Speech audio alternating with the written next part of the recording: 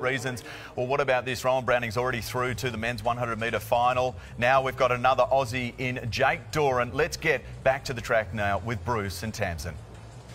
Thanks, Chevo. So goes from lane 3. He's had a terrific domestic season, Jake, and this is an achievement to get here. Can he make it through to the final? He's an outsider here. His Bunteen of St Kitts and Nevis here, and his seasonal best in the heat of 10.37, just outside his personal best. Safo Antwi goes from Ghana here. His personal best is 8 years ago. And he trains here in Great Britain, so he's used to Birmingham. Here's Jake, 22 years of age, national champion. And he was the fastest Australian junior, and it's just been tough trying to make that transition to seniors. He's had so many injuries, including broken feet, hammy injuries, spinal stress fractures, but he's back. Elcott, personal best was in the National Championships for Trinidad this year. Here's the favourite in this semi, OMANYALA. He's the African record holder from Nairobi last year. And with the visa issue in the World Championships, we didn't see the best of him, but he looked really good and ready to go in that heat yesterday.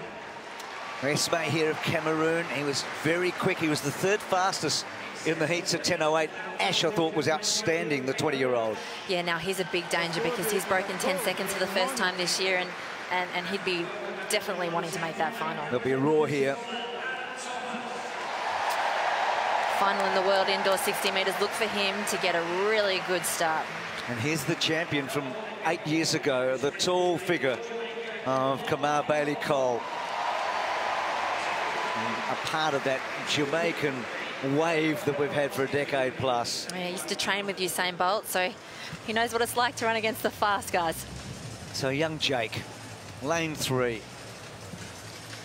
There's Ferdinand OMANYALA. He's a beast, isn't he? Look at him. A powerhouse. Came into the sport late from rugby. So what can Jake do here? He would have seen Rowan. He knows that we've got one Aussie through. He's a good start and then run his own race. So they're in that position just before the set.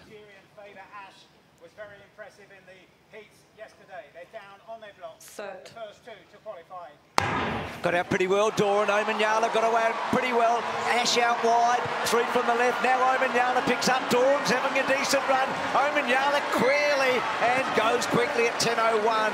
Getting through Esme as well, I reckon. And Jake Doran was in the mix at halfway. Big occasion for Jake.